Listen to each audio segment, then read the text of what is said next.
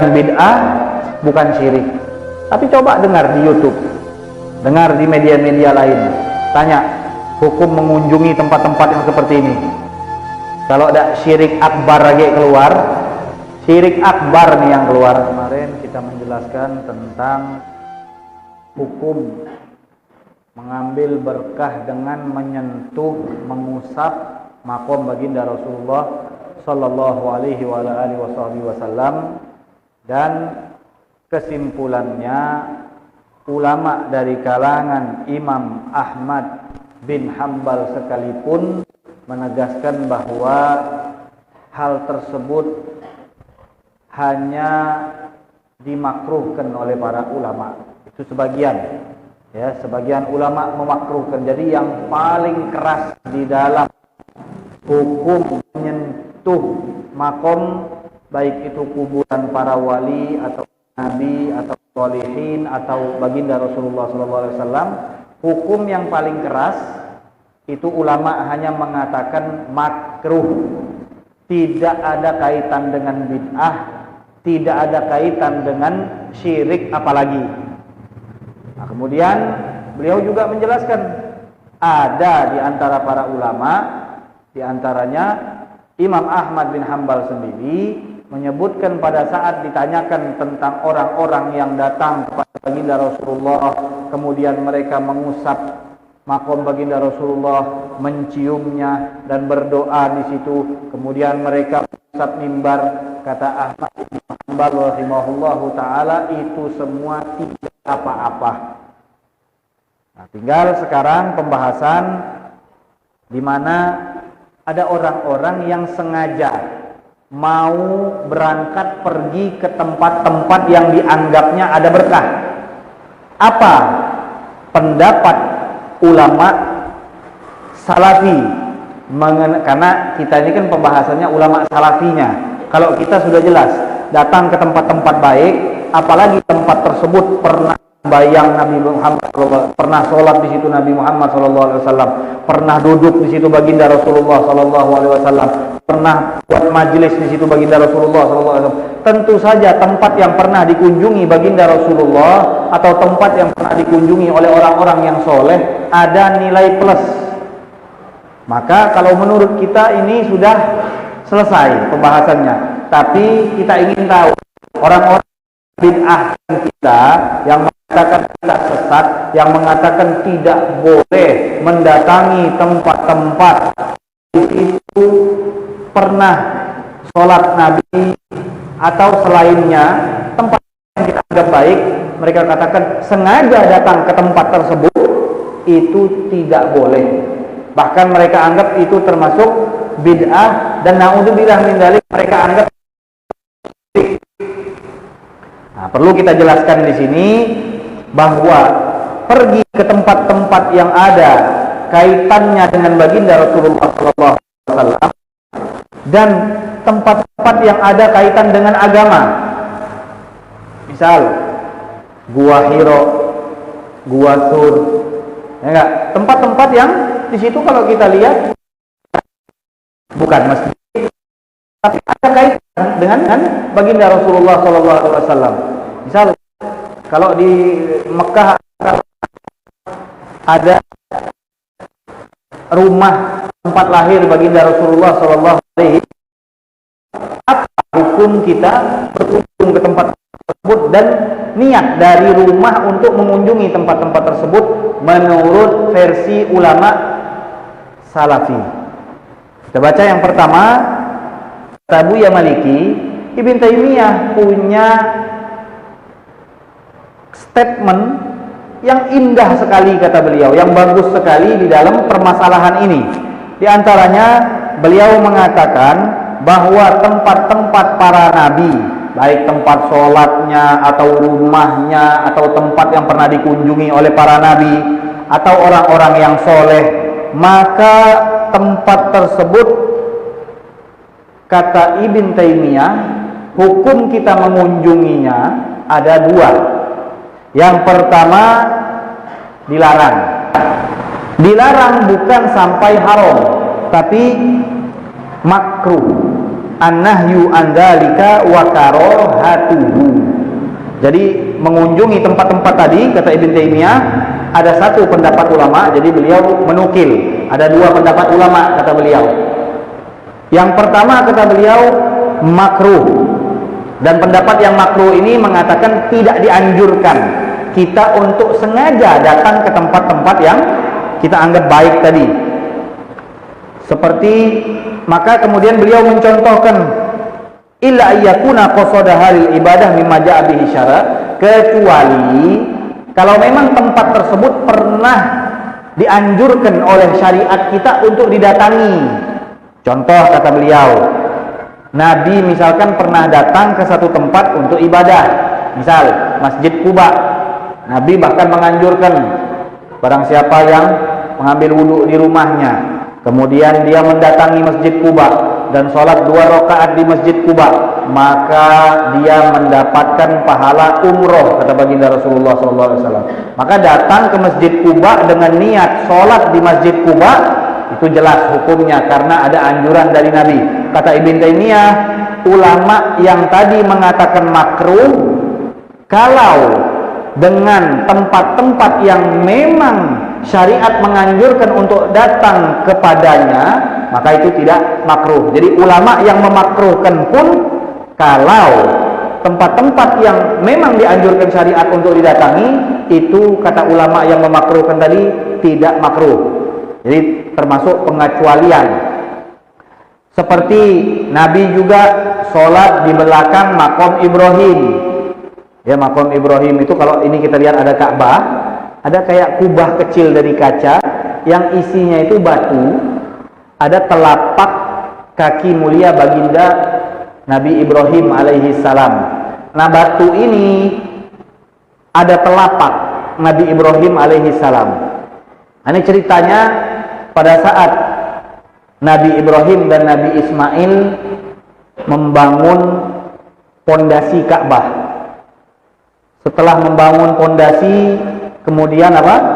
Diangkat pondasi tersebut.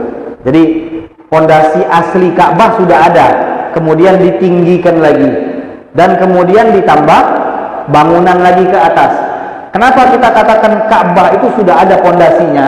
Karena kata ulama, bahasa di dalam surat Al-Baqarah, wa id yarfa'u Ibrahimul qawaidah.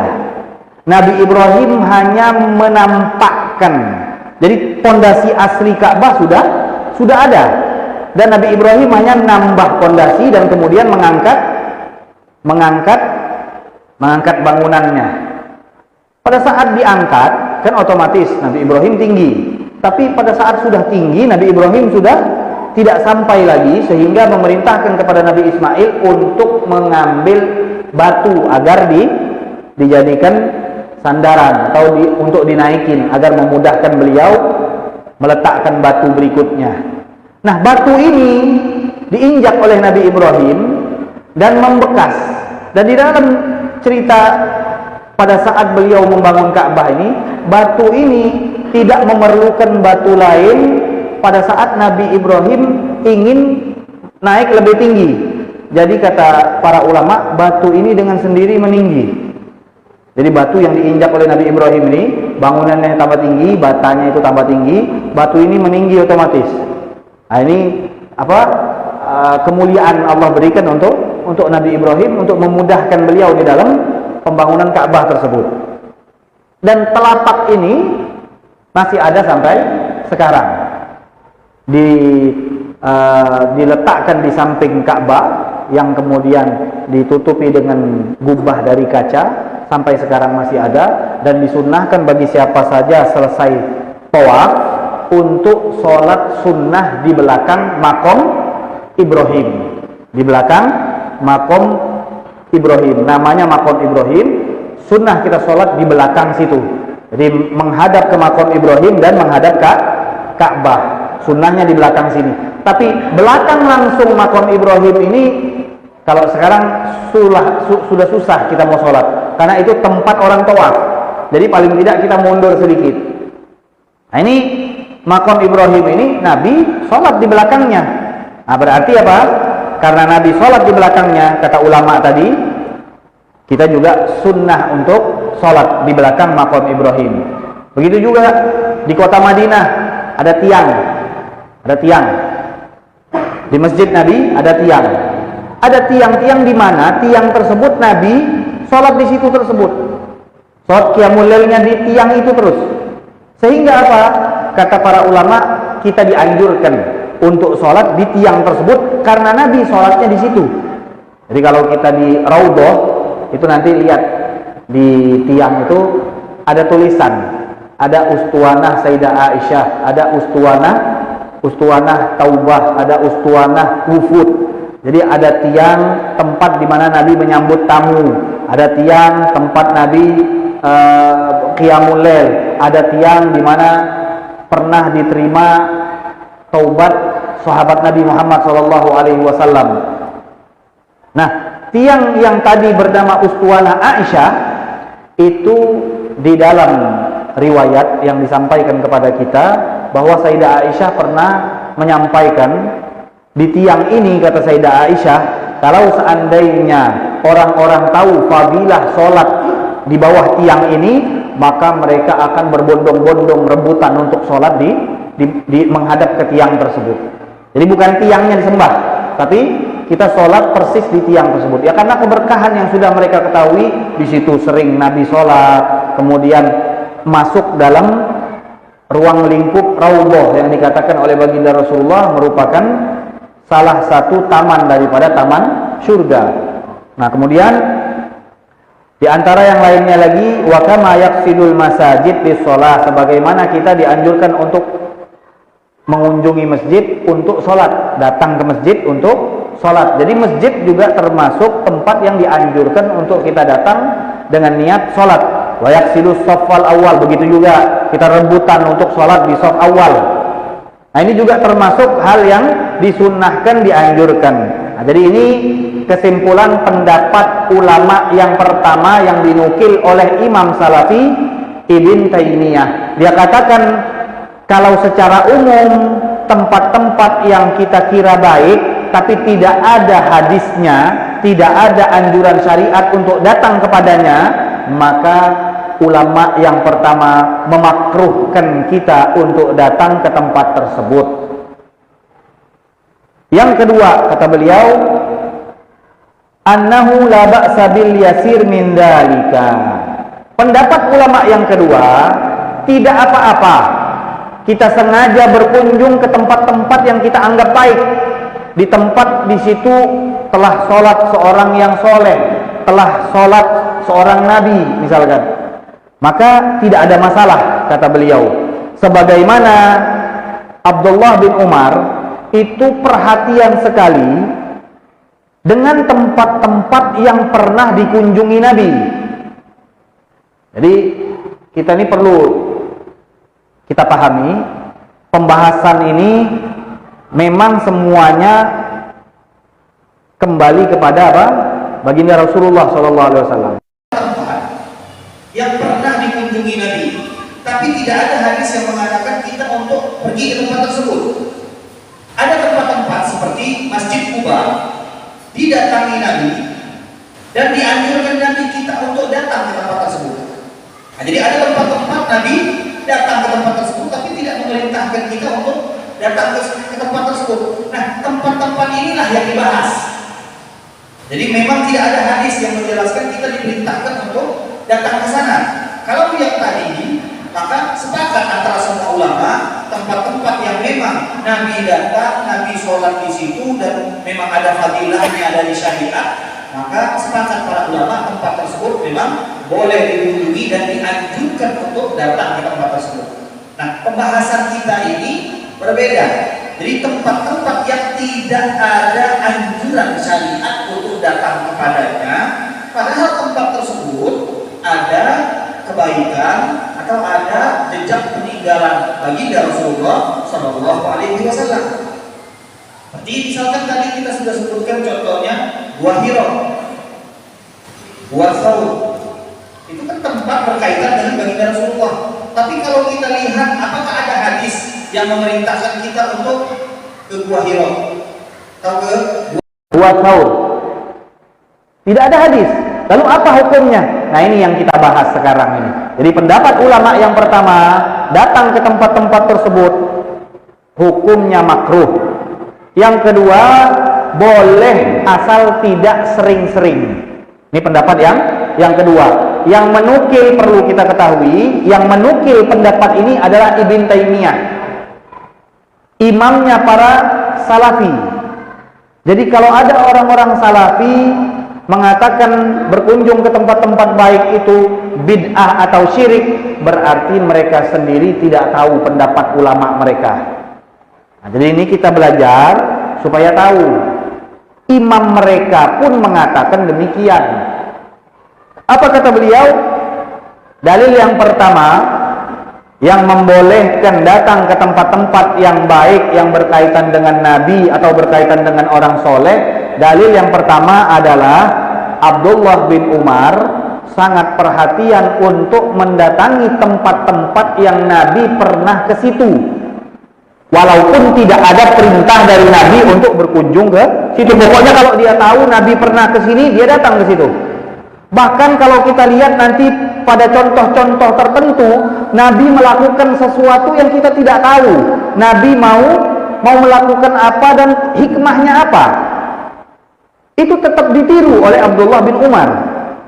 Maka di sini beliau mengatakan, wa in kana an-nabiyyu qad salakaha ittifaqan la qasdan. Walaupun tempat-tempat yang dikunjungi Nabi itu kebetulan Nabi lewat situ, bukan sengaja untuk lewat situ, tapi Abdullah bin Umar akan tetap mengejar tempat-tempat yang pernah dilalui oleh baginda Rasulullah Sallallahu Alaihi Wasallam. Kemudian hadis berikutnya yang menjadi dalil ulama yang memperbolehkan berkunjung ke tempat-tempat baik, hadis Ibn Ummi Maktum, di mana beliau meminta Nabi, dia minta kepada Nabi untuk sholat di rumahnya, sehingga dia bisa menjadikan tempat yang tadi disolati oleh Rasulullah mau dibikin musola di rumahnya. Jadi Ibn Ummi Maktum sengaja meminta Nabi agar datang ke rumahnya untuk sholat di rumahnya. Mengapa? Jawabannya jelas, ingin mendapatkan keberkahan dari sholat Nabi, ingin mendapatkan keberkahan dari tempat yang disentuh oleh Nabi. Karena kalau tidak demikian, kalau tidak kita katakan ini bukan untuk berkah, lalu kenapa dia memanggil Nabi? Panggil saja orang lain untuk sholat sama saja. Tapi dia pilih Nabi karena dia tahu sholat Nabi penuh dengan keberkahan, apa saja yang disentuh Nabi penuh dengan keberkahan. Sudah kita bahas di dalam kitab ini, apa saja yang pernah disentuh oleh baginda Rasulullah SAW itu semua berkah. Maka Ibn Ummi Maktum meminta tolong kepada baginda Rasulullah untuk sholat di rumahnya, di salah satu tempat di rumahnya, agar kemudian setelah Nabi sholat di situ, ia ingin menjadikan tempat ini sebagai musola khususnya. Ini dalil yang kedua. Maka jawaban daripada ulama yang kedua ini mengatakan tidak apa-apa seseorang mendatangi tempat-tempat yang dia anggap baik, yang dia anggap penuh dengan keberkahan. Hanya saja, kata Ibn Taimiyah, orang-orang berlebihan sampai setiap hari nyari tempat-tempat yang macam ini. Akhir lupa. Sibuk mencari tempat nih tadi, sembahyang akhirnya berkodok. Sibuk nyari tempat yang macam ini, akhirnya majelis ilmu gak pernah hadir. Sibuk mencari tempat yang seperti ini, nafkah anak istri dia teledor. Nah, ini kata para ulama yang jadi permasalahan. Boleh kita datang sekali-kali punya rezeki lebih, datang ke tempat yang baik, tempat yang ada kaitan dengan baginda Rasulullah, tempat yang ada kaitan, tidak harus dengan Nabi, tempat-tempat yang orang-orang soleh kita ketahui di situ pernah sholat, pernah melakukan ibadah, tempat majelisnya, kita datangi tempat-tempat tersebut, boleh. Dan kalau itu tidak dijadikan rutinitas, kata ulama yang kedua. Jadi dari dua pendapat ini dengan dua dalil hadis tadi sangat jelas bagi kita, tidak ada yang mengatakan pergi ke tempat-tempat tersebut merupakan bid'ah apalagi syirik. Nah, kemudian Ibn Taimiyah kemudian mengatakan, faqad fassala Abu Abdillah fil masyahid wa hiya al-amkinah allati fiha atharul anbiya'i was salihin min ghairi an takuna masajid lahum kama wadi' bil Madinah bainal qalil alladhi la yattakhidunahu 'idan wal katsir alladhi yattakhidunahu 'idan kama taqaddam. Jadi di sini beliau juga setelah menyampaikan dua pendapat, yaitu satu makruh, yang satu boleh tapi sedikit, tidak terlalu sering. Kemudian beliau sepertinya menguatkan pendapat yang memakruhkan dan membawa satu hadis yang diriwayatkan oleh Ma'rur bin Suwaid an Umar radhiyallahu taala anhu. Sayyidina Umar pada satu waktu melakukan ibadah haji. Kemudian dia sholat subuh baca alam taro kaifa. Kemudian rakaat kedua dia baca li'ila fi Quraisy. Setelah dia pulang dari haji, dia lihat ada orang-orang bondong-bondong menuju tempat sholat, menuju satu masjid. Maka ditanya oleh Sayyidina Umar, ada apa ini? Kata sahabat yang bersama Sayyidina Umar, mereka sholat di satu tempat karena tempat tersebut diyakini pernah sholat baginda Rasulullah Sallallahu Alaihi Wasallam. Maka Sayyidina Umar mengatakan, demikianlah celaka orang-orang yang sebelum kamu, kata Sayyidina Umar. Mereka menjadikan jejak peninggalan nabi-nabi mereka sebagai tempat ibadah. Jadi dijadikan masjid, biaan gereja, ya, gereja atau tempat-tempat ibadah agama lain. Man uridat lahu minkumus shalah fi falyusalli wa man lam tu'rad lahu shalah falyamdi. Kata Sayyidina Umar, kalau kebetulan pas masuk waktu sholat, kita di situ sholat di situ. Tapi kalau sengaja kita cari-cari memang mau sholat di situ, tidak usah, kata Sayyidina Umar. Jadi kalau memang belum masuk waktu sholat, kita lewat, ya sudah lewat saja, kata Sayyidina Umar. Nah, pendapat ini akhirnya apa? Dijadikan dalil untuk memakruhkan mencari tempat-tempat yang pernah sholat di situ Nabi atau pernah berkunjung di situ Nabi kita Muhammad SAW. Jadi ini setelah Ibn Taimiyah menyebutkan dua pendapat tadi, dia kuatkan lagi dengan dalil ini untuk memberikan kepada kita arahan bahwa beliau memegang yang makruh dan dikuatkan dengan dalil ini.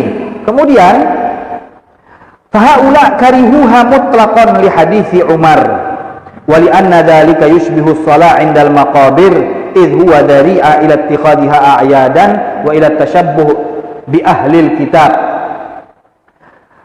Dan dia menjelaskan adapun yang dilakukan oleh putra Abdullah bin Umar. Jadi kalau tadi cerita ayahnya yang marah, Sayyidina Umar lihat orang sholat, ditanya, sholat di mana ini orang-orang ini? Oh, sholat di tempat, di sini kata mereka Nabi pernah sholat. Kata Sayyidina Umar, kalau kebetulan memang masuk waktu sholat, sholat. Tapi belum masuk waktu sholat, jalan terus. Jangan kita sengaja mencari-cari. Tapi Abdullah bin Umar, jangankan tempat sholat, tempat mampir Nabi saja dia mampir di situ. Nah, di sini diceritakan bahwa Ibn Umar pada saat dia lewat di satu tempat, dia lihat Nabi pernah mencurahkan air di tempat tersebut. Ini bukan permasalahan ibadah.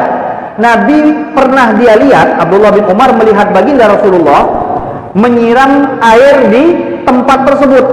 Maka dia ambil air, dia siramkan juga tanpa dia tahu kenapa Nabi menyiramkan air di situ. Yang penting kata dia, Nabi melakukan, saya lakukan. Selesai. Ini putranya Abdullah bin Umar.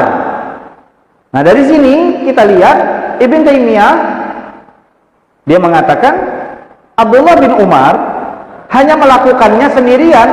Sahabat-sahabat yang lain kata dia tidak melakukan seperti Abdullah bin Umar, sehingga kita tidak harus ikut Abdullah bin Umar hanya gara-gara dia sahabat, kata Ibn Taimiyah. Ini pendapat siapa? Ibn Taimiyah. Silahkan, boleh beliau berpendapat. Nah, kemudian Abu Maliki mengatakan Imam Ahmad tadi memberikan pendapat, dan pendapatnya beliau memperbolehkan kita bepergian ke tempat-tempat peninggalan-peninggalan Nabi, hal-hal yang berkaitan dengan Nabi dan yang berkaitan dengan orang-orang soleh. Dan beliau mengatakan, Imam Ahmad bin Hambal mengatakan bahwa mengikuti dan menjelajahi tempat-tempat tersebut ada asal usulnya dari sunnah. Jadi apa menurut Imam Ahmad bin Hambal, itu semua ada dalilnya. Jadi mencari tempat-tempat baik, sengaja untuk menelusuri tempat-tempat baik, itu ada dalilnya, kata Imam Ahmad bin Hambal. Hanya saja beliau tidak senang kalau terlalu sampai kayak lebih penting dari sholat, kayak lebih penting dari hal-hal yang diwajibkan oleh Allah. Ini kan pembahasan hanya dianjurkan, ya enggak? Hanya dianjurkan. Kalau kita ada waktu, sholatnya sudah, nafkahnya sudah, hal-hal yang diwajibkan sudah, ada waktu lebih, ya tidak masalah. Kita mau meluangkan waktu kita untuk mencari berkah di tempat-tempat yang di situ pernah sholat baginda Rasulullah atau pernah dikunjungi baginda Rasulullah Sallallahu Alaihi Wasallam. Dan ini pendapat Imam Ahmad bin Hambal, kata beliau tidak ada hubungan dengan hal yang bid'ah apalagi yang syirik. Kemudian yang saya pahami, kata Abu Maliki, dari pendapat Ibn Taimiyah adalah Ibn Taimiyah memahami perkataan Imam Ahmad dengan tafsil. Tafsilnya, rinciannya seperti ini. Kalau boleh, kalau sedikit tidak apa-apa, kalau terlalu sering itu yang tidak bagus. Beliau hanya mengatakan tidak bagus, bukan bid'ah, bukan syirik.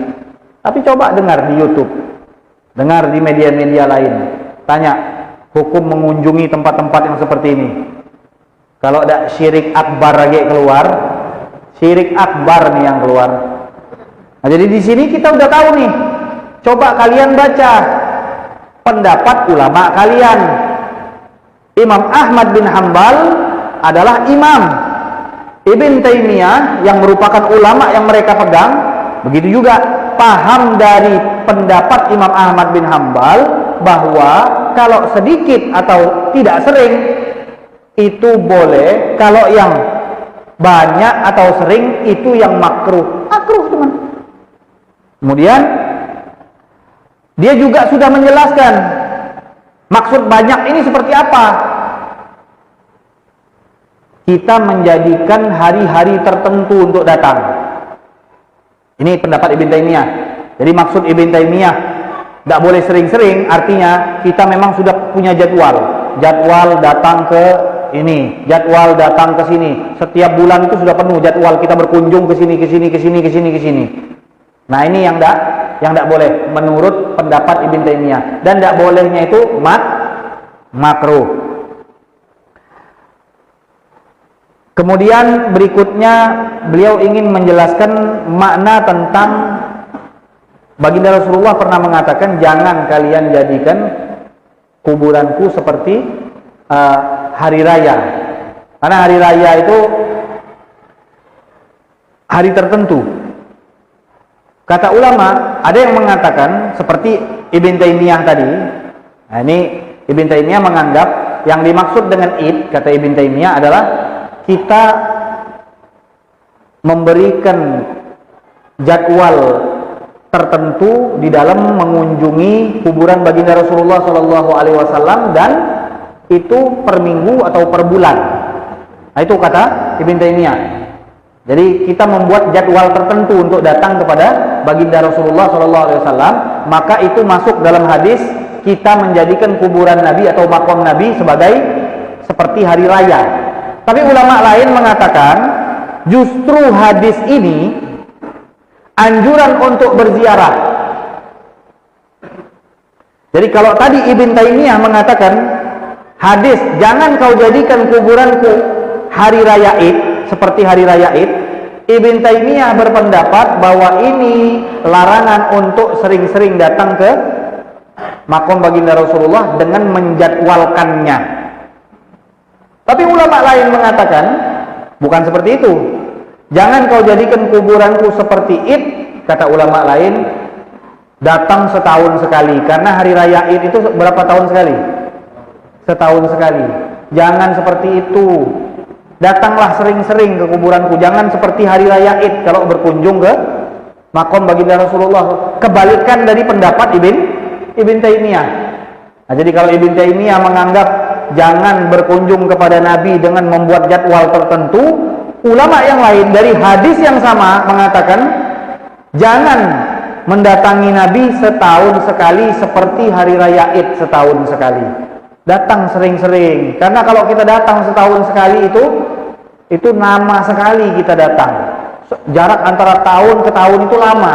Jadi kata para ulama, maka datanglah kepada makom baginda Rasulullah SAW, berziarah kepada Nabi Muhammad sesering-sering mungkin. Jangan setahun sekali. Bagi yang mampu atau yang berada rumahnya dekat dengan makom baginda Rasulullah Sallallahu Alaihi Wasallam. Nah, kemudian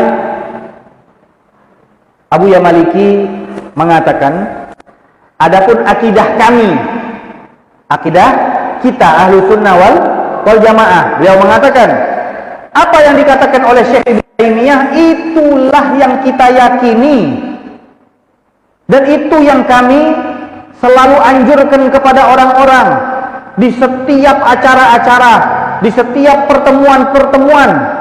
Kami melarang orang-orang menjadikan kuburan Nabi seperti hari raya Id, dan kami melarang mereka untuk menentukan satu ibadah di satu kuburan, dan kami mencegah mereka untuk berdoa meminta kepada kuburan, bukan meminta kepada Allah, bukan bertawasul. Artinya langsung minta kepada kuburan dan menganggap kuburan itu yang mengabulkan doanya. Dan kami juga melarang mereka untuk menjadwalkan satu hari mereka berkumpul, mereka mengadakan acara. Hada ma na'taqiduhu wa nadinullaha bihi la minal yawm wa la minal amas bal khalaf an salaf wa abna'an aba bifadlillah. Ya, ini sama kata beliau. Kami juga mengatakan hal yang demikian. Artinya kami tidak pernah mengajak orang kalau ziarah kubur itu berlaku syiriklah kalian di kubur ini. Nggak pernah. Kalau kita ziarah, tujuan ziarah kita sama. Tidak ada yang menganggap Nabi sebagai Tuhan. Tidak ada yang menganggap kuburan Nabi sebagai masjid. Sama kata beliau. Fal wajib alaina an nulahid bi ainil i'tibar hadhihi al-aqwal wa tahlilat al-ilmiyah ad-daqiqah allati tadullu ala husnil fahmi fi tadawwuqil ilm wa ala nubadir ila takfiril muslimin. Maka wajib bagi kita, kata siapa? Kata Abu Ya Maliki, wajib bagi kita untuk memperhatikan dengan seksama pendapat-pendapat para ulama-ulama yang tadi sudah kita bacakan, yang kemarin-kemarin sudah kita bacakan, di mana mereka dengan metode ilmiahnya menyampaikan hukum-hukum Allah, hukum-hukum yang ditetapkan oleh Rasulullah Sallallahu Alaihi Wasallam, di mana mereka mengatakan, oh yang seperti ini makruh, yang seperti ini boleh, yang seperti ini tidak dianjurkan. Ini yang mereka katakan. Belum pernah ada di antara mereka yang mengatakan, oh yang seperti ini bid'ah, bahkan yang seperti ini syirik. Ini yang ingin kita sampaikan, kata Abu Ya Maliki. Kita setuju kalau menyampaikan pendapat ulama sebagaimana adanya. Mereka bilang makruh, kita bilang makruh. Tapi jangan sampai kita menambah-nambahkan apa yang tidak mereka katakan. Nah, jadi kemudian beliau mengatakan, jangan sampai kita menghukumi orang-orang yang datang kepada tempat-tempat yang ada kaitan dengan baginda Rasulullah, kita katakan mereka sudah melakukan hal kesesatan, kita katakan mereka itu sudah melakukan hal yang bid'ah. Bahkan jangan sampai kita terburu-buru di dalam mengkafirkan orang-orang yang agamanya Islam.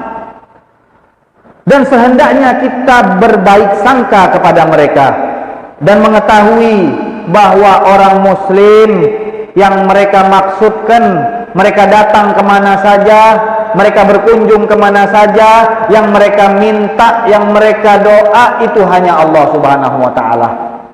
Kemudian kata beliau, ini semuanya adalah sebab, ini semuanya adalah wasilah yang menambahkan keyakinan kita, yang menambahkan keimanan kita, dan menambahkan hubungan kita dengan sejarah-sejarah. Jadi kalau kita datang ke tempat-tempat tertentu, kita jadi tahu sejarahnya, kita jadi tahu bagaimana hubungan tempat ini dengan baginda Rasulullah SAW. Ini yang kita cari. Bahkan kan sekarang kalau kita lihat, tiap-tiap negara menjaga tempat-tempat bersejarah. Tiap-tiap negara. Dan sekarang juga di Saudi sudah ditetapkan. Di Saudi yang tadinya semua diroboh-robohkan karena takut syirik, karena takut tempat tersebut disangka Tuhan. Padahal tidak ada orang yang menyangka rumah itu sebagai Tuhan atau kuburan sebagai Tuhan. Dirobohkan semua, gubah-gubah dirobohkan.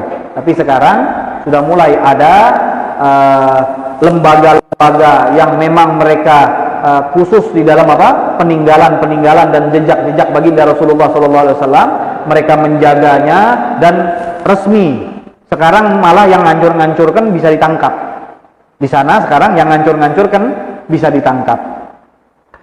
Maka kemudian beliau mengatakan wahumul gud wal hasan al bashar ma'afi min ta'aruf nafahat al barakat al mutanazzalah fi amakinil khair wa muwatinil huda li'anna al amakin allati kanat ma'murah bi alil khair wa salah la tazal hiya mahallul riba war ridwan. Beliau juga menyebutkan karena para ulama itu merupakan panutan kita. Para ulama saja kalau kita lihat, mereka pada saat datang ke kota Madinah, mereka tidak hanya berkunjung ke Masjid Nabawi saja. Mereka datang ke Quba, mereka datang ke Uhud, mereka datang ke Baqi, mereka datang ke tempat-tempat yang di situ Nabi pernah sholat. Mereka datang ke tempat di mana Nabi dikatakan pernah duduk bersama sahabatnya. Badr, tempat perang. Mereka datang ke Badr untuk berziarah. Ada 14 sahabat Nabi yang dimakamkan di Badr. Mereka datang ke sana untuk ziarah. Kemudian mereka melihat, oh ini dulu tempat di mana Nabi perang Badr. Oh ini tempatnya, seperti ini posisinya. Menghubungkan kita dengan sejarah kita pada saat kita datang ke tempat-tempat bersejarah. Jadi bukan saja hanya tempat tersebut ada sejarah, tapi juga menghubungkan kita, memberikan pengetahuan terhadap kita.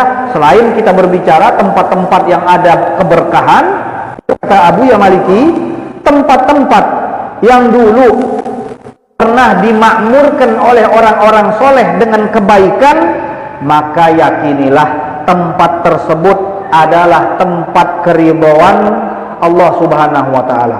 Tempat-tempat di mana orang-orang baik pernah memakmurkannya dengan kebaikan dan sholat, maka yakinilah tempat tersebut akan selalu menjadi tempat pandangan keberkahan Allah Subhanahu wa ta'ala.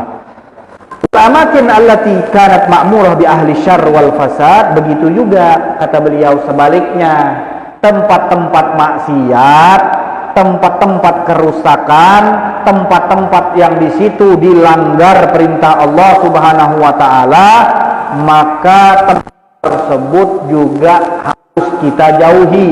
Di mana pernah pada satu ketika Nabi lewat di perumahan Samud, kaum Nabi Soleh. Kita tahu kaum Nabi Soleh ini adalah kaum yang melanggar perintah Nabi Soleh. Kata Nabi, jangan kau bunuh onta ini. Dibunuh ontanya sehingga turun adab kepada kaum tersebut. Itulah kaum Samud. Masih ada tempat-tempat dan rumah-rumah mereka pernah dilalui oleh Nabi dan para sahabatnya. Apa kata Nabi? Jangan kalian masuk ke rumah-rumah ini, lewat saja dengan segera, kata Nabi. Jangan masuk ke rumah-rumah yang di situ pernah turun adab. Jangan masuk. Dan jangan kau minum dari air-air yang ada di tempat tersebut. Bal amarahum an yuhriqu ma aqaduhu. Para sahabat sudah sempat ngambil air dari tempat tersebut. Kata Nabi, buang air-air yang kalian ambil di tempat di mana Allah pernah menurunkan adab ke atas kaum Samud. Wa alla ya'kulu ma tabahuhu bih. Para sahabat sudah sempat masak roti dari gandum-gandum yang mereka temukan di tempat kaum Samud. Kata Nabi, buang semuanya, jangan dimakan. Berikan kepada hewan-hewan saja. Wa kadzalika amarahum bil isra' fil masyi idza dakhalu wadi Muhassir al-ma'ruf biwadin nar. Begitu juga ada wadi Muhassir yang dikenal dengan wadi nar, di mana Nabi memerintahkan kalian kalau lewat di wadi ini, di lembah ini, cepat, kata Nabi, karena di tempat ini dulu pernah turun azab. Tempat ini pernah turun azab, kata Nabi. Maka kalau kau lewat sini, cepat-cepat. Nah, begitu pula tadi pada saat Nabi memerintahkan untuk tidak mengambil dari air kaum Samud, makanan kaum Samud, jangan masuk di rumah kaum Samud. Tapi ada satu sumur, di mana sumur ini diminum oleh onta Nabi Soleh. Kata Nabi, kalau mau ambil air dari sumur yang diminum oleh onta Nabi Soleh. Nah, di situ diperbolehkan. Maka inilah yang diajarkan oleh baginda Rasulullah SAW, sebagaimana kita harus perhatian ke tempat-tempat yang baik, karena kita yakin di tempat-tempat tersebut ada selalu kebaikan dan rahmat yang Allah kucurkan karena pernah dimakmurkan dengan ibadah dan kebaikan.